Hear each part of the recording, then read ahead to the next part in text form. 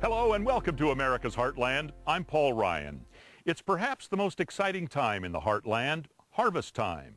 Corn, soybeans, wheat, hay, all of it gathered by giant machines to be processed into food, feed, and fuel. There's another crop that's essential to our agricultural industry and our way of life, cotton. Though the U.S. no longer dominates the world cotton market, it's still one of our biggest crops and a major export. Jason Schultz caught up with a cotton grower in Alabama as he harvested his crop and reflected on this essential season. This is usually cotton farmer Stuart Sanderson's favorite place to be, driving the cotton harvester after the summer growing season. Not this year. I'm a farmer. I like to grow. I like to see the ground produce, and when it doesn't produce, you know, you come up short, and so it's a pride thing also. This season, cotton plants usually waist high, come up short. Thanks to a cold, rainy spring, followed by a hot, dry summer, the area is seeing its worst cotton crop in years.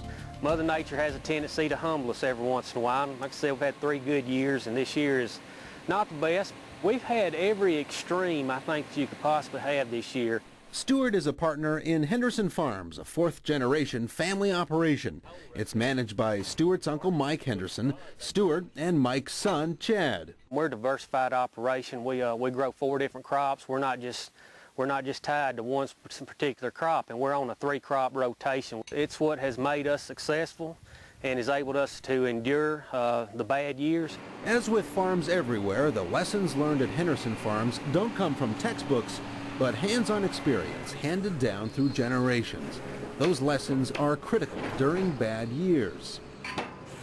It's not just farmers here taking advantage of that wisdom. Just down the road at the Greenbrier Cotton Gin, they've been ginning cotton since 1937. It's been owned by the same family ever since. I started here with my father in 1948. 1948? 1948. I imagine it looked a little different back then. Oh, it was all my wagons and mules. Eric came in business here in 1979. Joe came 10 years later. Dave, the grandson, came, he's been here 3 years. When the cotton comes in from the field, it looks like this, full of sticks, seeds, and leaves. You wouldn't want this in your pillow. But in about 3 minutes in the gin, it comes out like this, clean and soft. The raw cotton gets vacuumed into the gin, a maze of pipes, dryers, and machinery.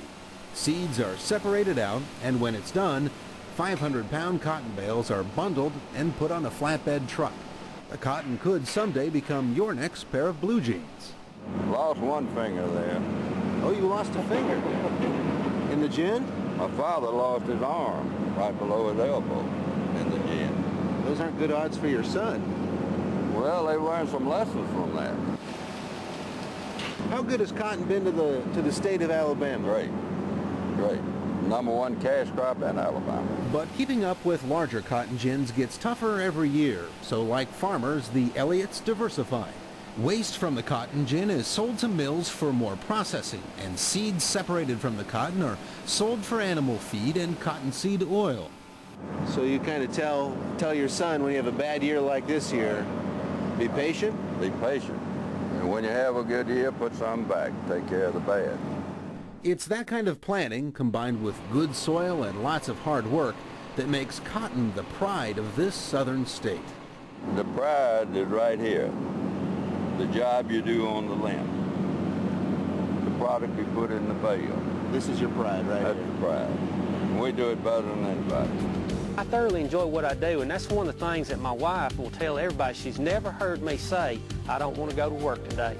She's never heard me say, I hate my job.